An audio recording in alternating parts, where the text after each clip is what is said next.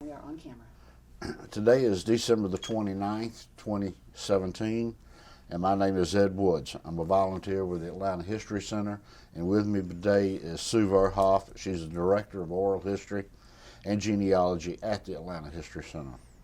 We're here today to record the history of Mr. Ed Payne, who served in the Army during the Vietnam War. Mr. Payne's oral history is being recorded for the Atlanta History Center project in partnership with the Library of Congress. We're honored to have you with us, Mr. Payne, and your wife as well. Thank you. Love that. And we appreciate you participating in this project. Just for your own benefit, I also am a veteran and served in Vietnam War, and make it just easier a little bit sometimes on you, okay? What we'd like to know is a little bit about your early history in life, where you grew up at, how did you wind up in the Army, what did you do in the Army, and what did you do, what are you doing now, you know? Okay, I was born in Raleigh, North Carolina, and my father was a dispatcher for the Seaboard Railroad, and he was reassigned to Atlanta when I was 4, so we moved to the Atlanta area, which is very close by here in Smyrna. We lived in what was then a rural area, now highly populated, on Pat Mill Road. And at the time we moved in, there were only 4 houses on that road. It was dirt road, and now it's just a huge metropolitan area. We went over there this morning, actually. And I went to Smyrna Elementary 4 years. The building's not there anymore. Went to Green Acres, which we went by this morning. Went there 5th through the 8th grades. And then I went 4 years to we moved west of Marietta on the Dallas Highway, about 5 miles west of Marietta, into a little country store, and went to high school at McEachern, which was very small then. There were 42 in my graduating class. Now it is a 7A school with other high schools nearby, so considerable growth in this area during that time.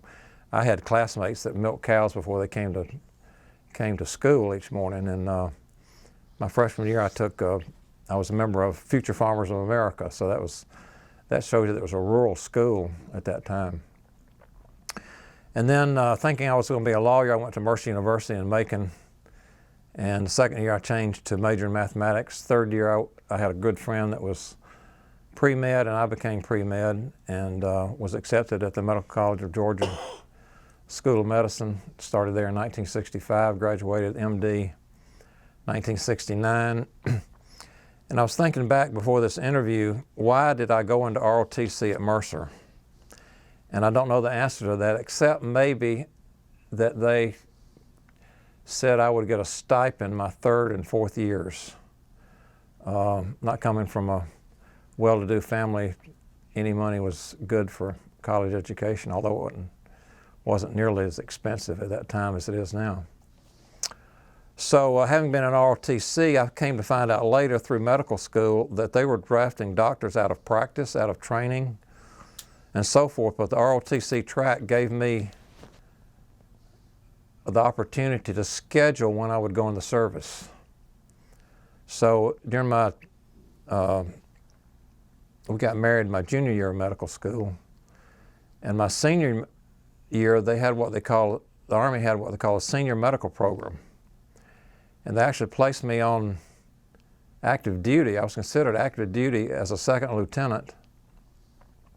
But I just went to medical school like normal. I didn't wear a uniform or anything. But because of that, I owed them an extra year. So I ended up total of 5 years service, which I'll get to later. But that was the first year I was actually in medical school. And then the Army paid about twice what civilian internships did. So I decided to do my internship in the Army, which continued my active service. And so I chose, of all places, Tripler in Hawaii. And while I was there, 2 of my children were born, twins, boy-girl twins, who will be 48 this next summer. So we went over there as twosome, came home as a foursome. And while I was at Tripler, I didn't ask for it, and I don't know why it happened. Who can explain what the Army does? But they reassigned me to Fort Gordon, which was in Augusta. So I went back to where I'd already gone 4 years to medical school. and was 3 years there in Augusta at Fort Gordon. So the 3 years plus internship plus senior medical program gave me like a week or two more than 5 years active duty service, which is on my DD 214. So I finished my internship at Tripler in Hawaii, hardship duty. And actually that was my first exposure to Vietnam, because my first month as an intern was on the orthopedic service. And there were considerable, in fact, I'd say 75% of the patients that I took care of were Vietnam veterans who had been injured, severe, as you know, war injuries, bones and backs and legs and arms and so forth. So that was really my first exposure. And then again, the Army assigned me, I didn't request it, but they assigned me to Fort Gordon back in where I'd gone to medical school. And then I'd been there 8 or 9 months, and got a letter calling me to Vietnam. And the hardest part of that was when I left in June to go to Vietnam, I left 11-month-old twins, boy-girl twins. June what year? 71. They had been born in July of 70.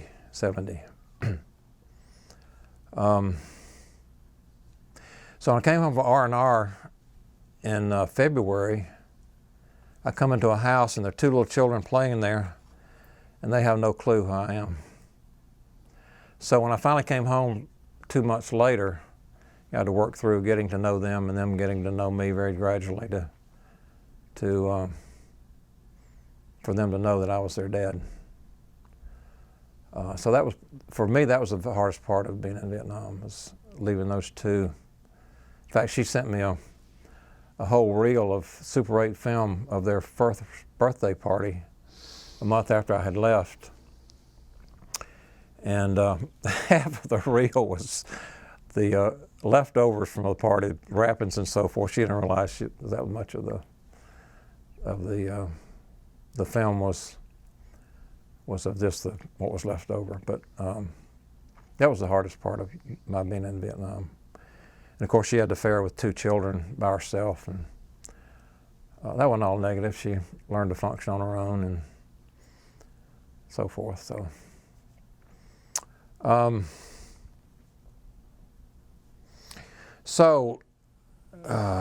took a plane flight from, I forget the Army, maybe it was Fort Belvoir, somewhere at the Air Force Base up in New Jersey. We left on a commercial flight. It was a commercial plane.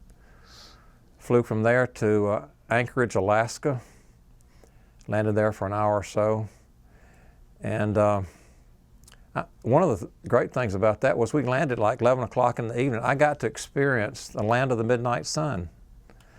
I had never seen that before and haven't seen it since. So we were there for about an hour, and I got to see what it's like, the land of the midnight sun.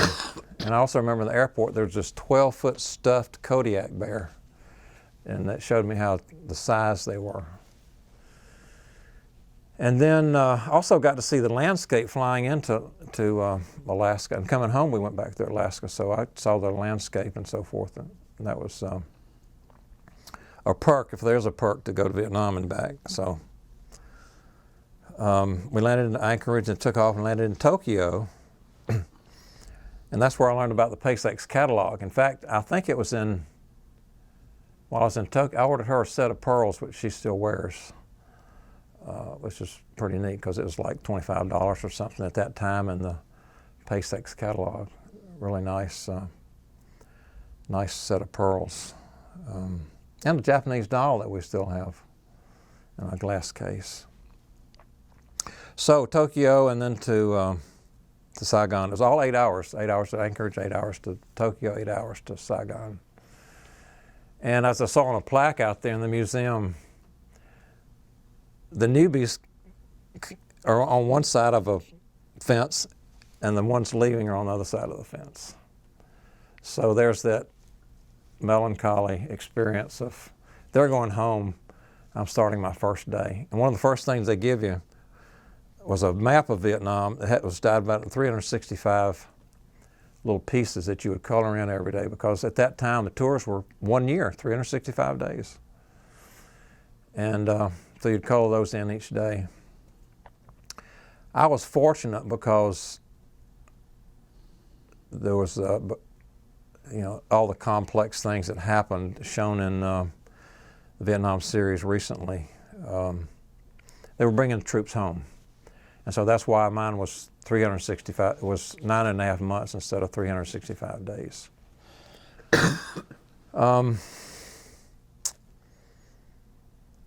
So I was a few days in Saigon at Bien Hoa, and then they assigned me to flew in a plane that was actually made right here in Marietta, my hometown, a C-130 up to Chu Lai. And I was assigned to MASH Hospital for a couple of weeks, and then was assigned as a battalion surgeon to the 1st of the 52nd, 198th Brigade, which was part of the MEDCAP, the famous or infamous Cali group. In fact, my fire base was only a few miles from where My Lai was. And it sounded like, the title battalion surgeon, I was a general medical officer. I really wasn't a surgeon. So I'd hold medical, actually the corpsman did most everything. The medical corpsman, they would see the guys, treat what they could, and then they would call me for things they couldn't. So I really only worked about an hour a day, and then they would call me. One of the things that worried me was I was like 3rd or 4th in command, so if those above me had gotten killed, I guess I would have been the CO. And but you fly the Hueys, and they like to go low, and depending on the enemy activity, they would fly high sometimes. And I remember landing I can still see it in my mind, landing on the fire base. There I am. Nobody greeted me, I don't think. I had to ask some guys or wander around to find out where I was supposed to report, where the aid station was, and finally found the group. And the corpsman, actually the corpsman had been stationed at Fort Gordon, lived in Augusta for a while. It was the sergeant that really took care of me, was actually from this area, so that was kind of neat too. He really took care of things for me. So, and the physician that had been there before me was sort of a carpenter. He had walled in the bunker where we stayed. They called it Holiday Inn, where the officers stayed. And it had all the wood that was brought in from the mortars and everything that shipped in. There was lumber everywhere because there's so many of those mortars shipped in those boxes. You could make anything you wanted. And he had he had a bunk to sleep in, and it was, we had a indoor shower where we would put a 55-gallon drum painted black on top, and the sun would heat it during the day, so you could take a hot shower, but it was at least warm. So the facilities were pretty good. I became good friends with the chaplain there. He and I bunked together. I think his bunk was above mine. So that was a fire base, and I guess the two worst things I experienced was when I was at the MASH unit. They brought in a young GI that had been hit in the head with a helicopter blade, and there wasn't much left of his head. So that was that was my first exposure to real serious injury. And but that also points to the fact that if you read the Stars and Stripes while I was over there, there were far more deaths from injuries and a friendly fire than from enemy activity. And then there was another soldier that had been body surfing, and he hit his head in the sand and broke his neck, paralyzed him from his neck down. And then while I was on the fire base, they were unloading mortars, and they tripped the powder and one guy had 70% third-degree burns and died 3 or 4 days later. And I was the first to see him on the fire base. But at that time, they could be saved now, but at that time they couldn't treat 70-degree, third-degree burns. So those were the only two major injuries or deaths that I saw over there. The rest was kind of routine stuff. I was never exposed to any enemy fire. Shortly after I got there on the fire base, they were doing what they call MEDCAPs. I actually saw it on the glossary out there. They had the term MEDCAP, where they would take a medical group into a village. There wasn't much you could do in an hour or two that you were there, but it was to build up relationships with the local population. And I think I only went on one of those because they told me it got too dangerous for our group to go out, and so I think I only went on one of those.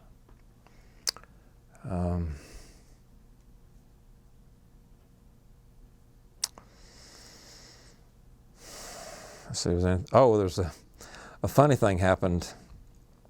I was good friends with a CO who came about the same time I did, commander of the battalion. He was a lieutenant colonel, and the officers were invited to a local, I don't know what his title was, it was a local village or town or something, but sort of to build relationships again. And there's a meal, and the delicacy was supposed to be chicken foot, and I ended up with chicken foot. And I wasn't about to eat that thing, so I snuck it into a napkin and put it in my pocket. And I'm sure they saw me do it, but nobody said anything, but I couldn't eat that chicken foot. So that was kind of a funny thing that happened while I was on the fire base. And they said they were bringing people home, so there were several units that stood down with the AmeriCal. So I was part of in fact, I've got it's online. I found a place where there's a paragraph on the standing down of the AmeriCal unit. And I was part of that in mid-October of '71. So that was my fire base experience. Ate well. They had a nice mess hall there on the fire base. It was Is this July? Yes. Still It was. Actually, the fire base was about, I don't know, 10 or 15 miles outside of Chulai. So it was out in the boonies, but they would have, one company would man the fire base and the other three companies would be in the field, so they'd rotate in and out. And amazingly, I learned to sleep with howitzers going off and mortars, and I mean, it's just part of every day, every night routine. Then that was my fire base experience, up on a hilltop, of course, and all of that. Fire Base Stinson, that was the name of it, Fire Base Stinson. Then I was reassigned to, went back to Saigon. They shipped me to Cam Bay, which, looking it up, is a 6th convalescent center, but they had turned it into a drug treatment center. About the time that I went over, maybe a year or so before, early in the Vietnam War, marijuana was a problem. But in a year or two before I went over, heroin became a problem. Of course, you know, heroin was a big thing in the Middle East, all over the East, not the Middle East, the Far East, all over the East, you know, the opium dens and so forth. But the difference was, on the streets in America, the heroin was like 5 to 8% pure. Over there, it was pharmaceutically pure, 95 to 98% pure. There weren't many, but there were few deaths from overdose because there were young guys that had been users back here that used it IV, injected it, and they injected that stuff, and it was so strong, much stronger, it killed them. But because it was so pure, most of the GIs smoked it or snorted it, sniffed it, and they could get a high from that, even take it in your mouth and swallow it.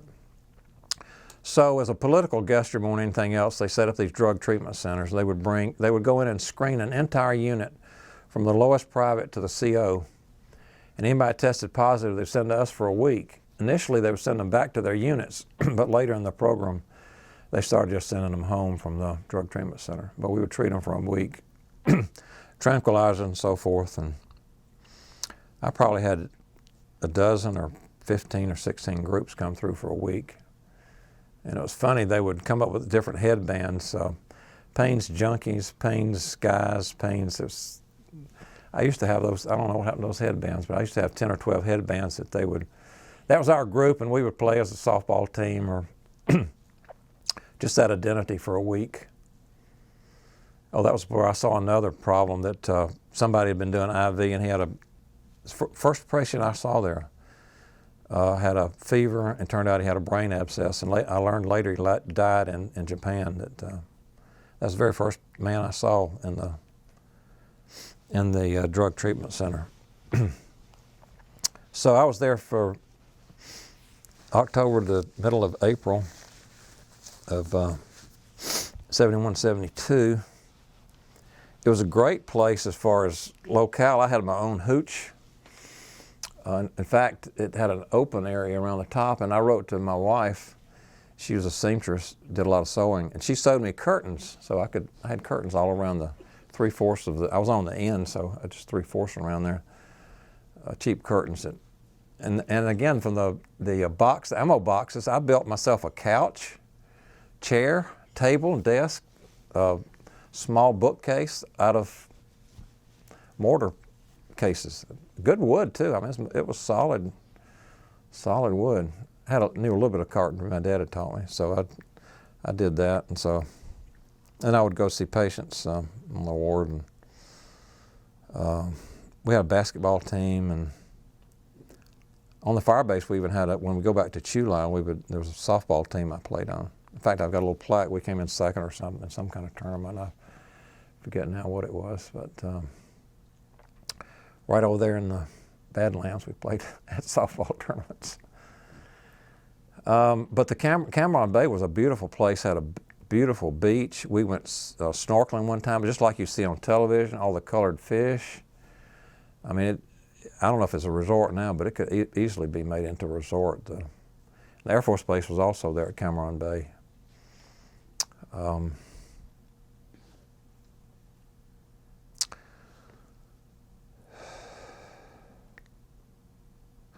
And then they put an end to the drug treatment center. They ended it and stood down in end of March, about the 1st of April. Then I got orders to come home, and this time I asked for Fort Gordon because we'd already been there 6 years at that point, 7 years except for Hawaii when I was an intern. And so Augusta was really the home to go back to Fort Gordon to do my another year and a half that I had active duty there at the Fort Gordon Army Hospital. You said, excuse me, you said they shut down the drug treatment program. What did they do to the servicemen that were still using drugs? You know, I don't know. I think there was another drug treatment center in Saigon or another place. I think there were 2 of them, and they may still have used that treatment facility. But it wasn't long before that. Everybody was brought home. So, and I was reading a little bit last night on the internet that evidently there's really not much of a follow-up program at all. Mm-hmm. I read shortly thereafter that the drug users that were there, it was unusual that they became drug users at home, which was a good thing. But one of the things I forgot to mention, the heroin came in what they call nickel and dime caps. It was $5 for a small one, $10 for a larger one. They were so small you could hide 5 of them in a rifle chamber or anywhere on your person, so that made it that much more difficult to, I mean, if you dress down a soldier, to find these capsules that had the heroin in it. In fact, the drug treatment center had a 15-foot high fence around it with barbed wire at the top, MPs everywhere, and they still got drugs into the center. So they were so small. It was the nickel and dime caps. I remember that term the guys called them. That's about all that comes to mind spontaneously from my Vietnam experience. You want me to go on with, or? Tell us. Do you remember any of the other fire bases that you went to other than? I never went to any other fire base. Okay. One time I went to a forward fire base that was part of our unit. That was very temporary. It was just, I went out there for a few hours and flew back. That was probably my closest exposure, because there was enemy all around that fire base, and there weren't enemy close to the main fire base, but this forward fire base. That was somebody said there'd been somebody killed by a sniper the day before I went, so. But that was my only exposure. That and the MEDCAP. Okay. Can you tell us about going home? What that was like? Do you remember? Oh, I forgot my R&R. I got to do R&R. At that time, generally, I think it was 2 or 3 weeks for the normal soldier to get vacation time. But they gave you an extra week for being in Vietnam that didn't count toward you. So I could take that week and another week. So I flew home. It's actually 3 days going and coming, so I really only had 11 days. But I came home to Augusta. Actually, it was pretty neat because I flew on a 747 from Saigon. And they didn't have the ramps, so you went up a 3-story ladder to get on the plane. It makes you realize how big a 747 is, because you went up 3 flights of stairs to get on the 747. And it was a Pan Am flight that flew around the world every day. Saigon was one of its stops, and then it flew to Guam, and then to Los Angeles, and I got off in Los Angeles and took a different plane to Atlanta, where I met her. She met me in Atlanta. But flew on the 740, a Panasonic plane that went around the world every day. It was pretty neat to be on that. And then 2 months later, I got to come home permanently, and of course that was pretty exciting. Come home and see those 2 children again, and be reassigned to Fort Gordon. How'd you come home permanently? You know, I don't remember. I remember I went through Alaska again. It must have been the same route. We must have gone, I forgot, the Pan Am flight flew from Guam to Hawaii and then to Los Angeles. But coming home, I guess we went back to Tokyo because we went through Alaska again. I remember coming in and seeing the mountains of ice. And then we landed in New Jersey, and I had to get a commercial flight to fly into Augusta. As I told you earlier, here I am coming home from Vietnam, and I fly into Augusta Masters Week. Mm-hmm. And because of the air traffic, we circled Augusta for 45 minutes. I've been waiting all this time to get home, and then this normal small town airport, and I have to wait 45 minutes to land. So that was an irony of my homeward journey. But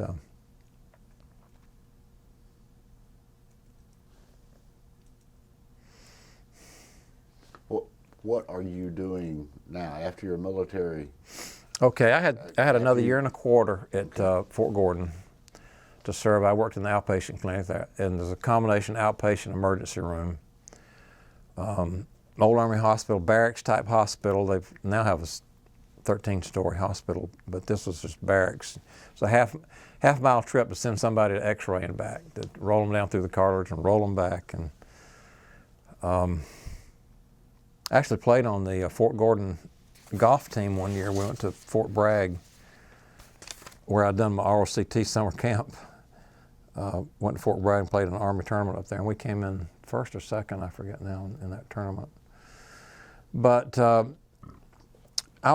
had done my intern. I had a state license, but everybody was specializing then, and because of that, general practitioners became family practitioners. So that was an extra 2 years of training, and they started the program the very month I got out of the Army. They actually offered me further training in the Army, but I was ready to get out. So, and there I was in Augusta, the medical school. I started a family medicine program, and I became the first one of 2 to first go through that program. And then because it was a young faculty, I had planned to go into rural practice. Because of the young faculty, I thought I would stay for a few years And those few years turned into 25 years, and I retired there in 2000 from family medicine faculty. And since then I've done part-time emergency room. Oh, and that brings me back to my Fort Gordon. I retired in 2000 from the medical college, and I happened to notice in the paper one day they wanted somebody to work part-time in the emergency room at Fort Gordon. So I was already out of the service. So I interviewed, they accepted me for the job. So I worked in the emergency room at Fort Gordon for 5 years. So I was there for 3 years, Army career, and then 5 years part-time in civil service. And so I ended up retiring from there at age 62, getting credit for the time in the Army and the time civil service. And then I've done part-time work since then in outpatient clinics, and now part-time work in a urgent care center. We had 2 more children, total of 4 children, and now have 13 grandchildren, most of which live in Augusta and a few live in Texas. So that's pretty much my career. Do you feel like your Vietnam experience prepared you for your emergency outroom treatment? No, because I really only did general medical stuff. Okay. And the injuries and the deaths that I mentioned earlier is about all my experience was. So that a general surgeon would have had a major kind of experience over there, but I was not in a hospital, and virtually what I saw were a few injuries and minor rashes and sore throats and the common kind of stuff you see over here. So my experience was different in that standpoint. Have you, you talked about your children. Have either of your children gone into service, or they followed you as a No, no. I tried to discourage them from going into medicine because it's become so regulated. But one ended up being an RN, and one ended up a pharmacy student. One child is a game warden, and another child is in IT and information technology. Do you have anything, Sue? Any more questions? I do. Your experience in the drug treatment center, I think, is unique as far as this project. I don't think we've really talked to anyone who did that, and you know, that's a common sort of stereotype, I guess you could say, about Vietnam and those who served in Vietnam is the drug problems there. Can you talk a little bit about what you saw and what your take is on drug use in country? Well, it's interesting that Jim Burns, was it 7 hours, 10 hours, 12 hours? They only gave about 30 seconds to that problem. I don't like to say much more than I have. I'd say 10 to 20% of the units may have had somebody that was using it. It wasn't everybody. And again, they would send us, they would do a drug screen and then send them to us if they were tested positive. And before you left country, they did a drug screen on you. You couldn't leave country until you'd gone through a drug screen. And again, they turned this convalescent center into a drug treatment center. And again, I was there October to mid-March, November, December, January, February. So that was 16 weeks, in a group of weeks. So probably 12 to 14 groups came through. Probably 30 to a group, and there were probably, I guess, 7 or 8 physicians there. So I was not the only one. There might have been even 10 or 12 physicians there. We all had a group of guys to take care of for that week. What kind of treatment did you render? Well, it was really kind of palliative. We'd give them, Valium then was popular as a tranquilizer, and we'd give them that by mouth. That was the main thing we used, and any other kind of accompanying diseases that they had we would treat. But mainly just get them through the withdrawal phase and then ship them back to the units or back home. Did you get many that were prevented from going home because they failed that last drug screen? Well, there's a big debate about at first they were given a dishonorable discharge, and then there was a lot of hue and cry about that, and so they ended up giving them an honorable discharge even if they tested positive. So, but as I said, toward the end of the program, as I remember it, talking about 50 years ago, they were discharged home rather than back to their unit. But initially they were discharged back to their unit. The other gentleman that we interviewed, I know we had made 2 trips to Vietnam, one in the early part of the war, 65, 66, 67. Then he went back again in the latter part of the war, which is what you. And he said there was a distinguishable difference between drug use and those 2 different times.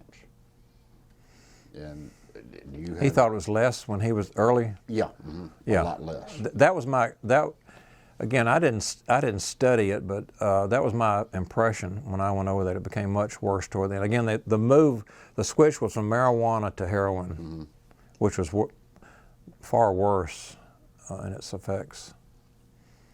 The young man you mentioned that died of the brain abscess, was that drug related? Or Yes. Was that, oh, it was. I think he was an IV drug user. That's the only way you could get an infection. Sniffing it or smoking it, you couldn't get an infection. It had to be injected IV, a dirty needle or probably a shared needle.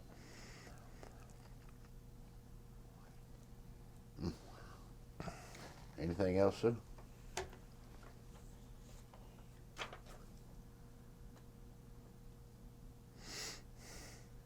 Noticed, and very often our veterans won't talk about this, but I have to say I noticed Bronze Star. Can you tell us a little bit about? I think that's sort of, I don't mean to demean the Bronze Star. There are actually 2 kinds. One is for valor and one is for, I think they call it meritorious service. You do a good job. And I was good friends with the CO, and I think he wanted to give me something. And again, I don't want to minimize the Bronze Star, but I did nothing special. Yeah, I thought I did my duty and administratively and so forth, but I don't think I did anything that was what I would call meritorious, but it is what it is. The awards that in-country personnel got, some were excited about them, and some, like yourself, got them because of a situation similar. In fact, I can't even find it now. I've got the certificate here, but I can't locate it in the house. They still sell them. Oh, do they? You can. Oh, I didn't know that. I think your experience, and it's interesting talking to a doctor, I think your experience was intriguing. It's just every time we think of doctors going into war zones, we think of MASH. Right, exactly. Okay? And you had a little bit of that. You did a little bit of. It was just like on television. You did a little bit of playing, and you did a little bit of. It was just like on television. That was so close. It was funny. It was maybe not quite as hilarious, but it was the doctors and the nurses. It was a MASH unit. When you were in July, did you serve mostly? I know you served Army, okay, but did you serve all units that had? I never saw any other units. Never saw any other. No, when I was at Cameron Bay, the Air Force Base was there, and they had a nice. Everything was nice for them. Oh, I know it. We were really envious of the cross-towners, so to speak. We would go over there to eat dinner sometimes, and where they had it. But I didn't have it wasn't that bad. But comparative, it was like a hotel and a fire base. Yeah. I know. I just wonder if you've got any comments about how your military experience maybe changed or didn't change your point of view, how it informed the rest of your life? Well, my attitude's changed a lot. I was an only son. I could have gotten out of going to Vietnam on that basis. But I was young and patriotic and wanted to do my duty and didn't want to have somebody go in my place. So I'm not sure I'd go now, leaving 2 children behind. But I did, and Well, we thank you that you did. But I didn't realize the vehemence against the Vietnam War till I got home. I didn't know it before I went or after, or while I was there until I got home. So I really wasn't aware of that. I'm not sure how aware the guys were in Vietnam, but I wasn't. I didn't know about it. We weren't so much. I was in the early part of the war. Yeah. And when I came home my second time, I exited the service. My wife met me. When were you over there the second time? I was there in '66 and '67. I came home, I exited the service in December '67, and my wife met me at the airport, Norton Air Force Base, and took me straight to, you know, of course it was in California, and we drove back home to Atlanta. But we didn't know much about it, you know. Yeah. They knew about it over here, but we didn't Right. know much about it. Did you experience any negative reactions? I never have. Okay. Of course, I'm in Augusta, the Army base, so the attitude there would have been entirely different. Mm-hmm.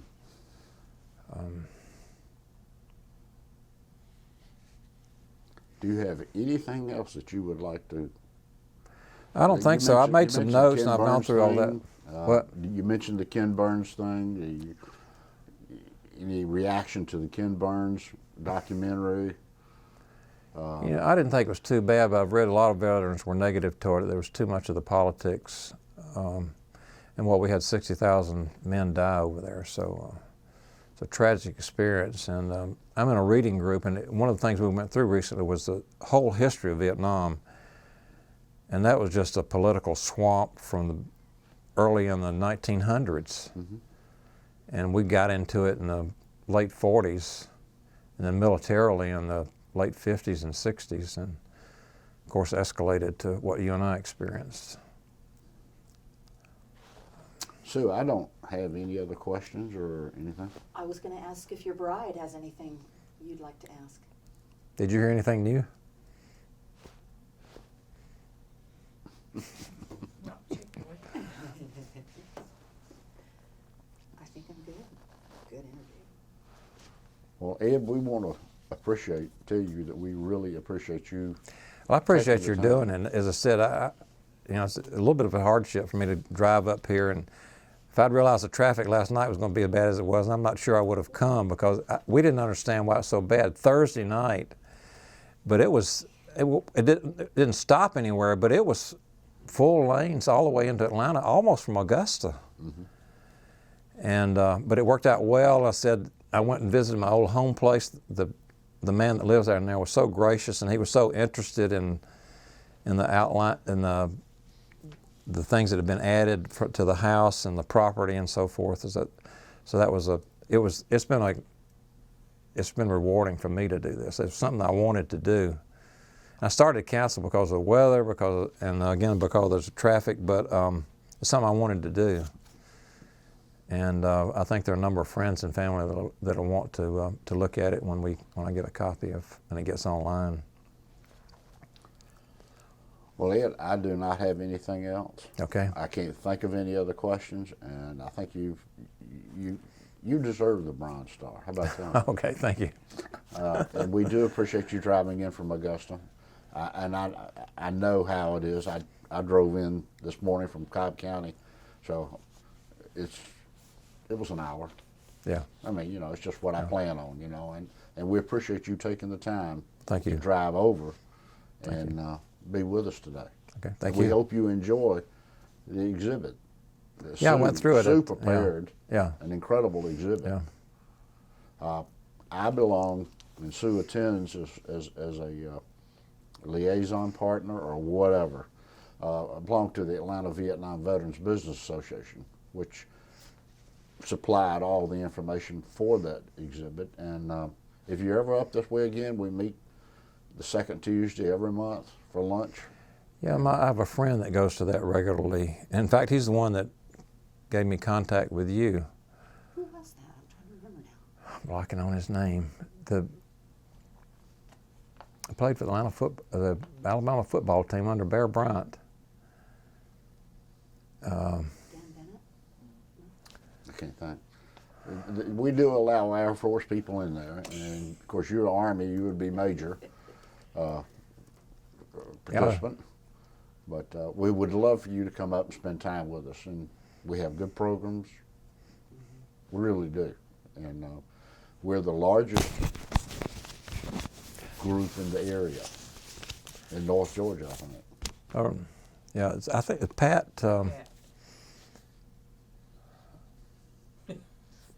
I can't think I of it. looked it up on my iPhone.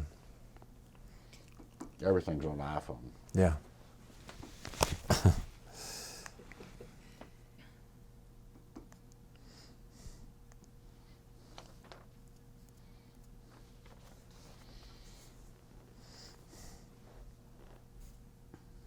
I know it's gonna drive you crazy till you remember his name.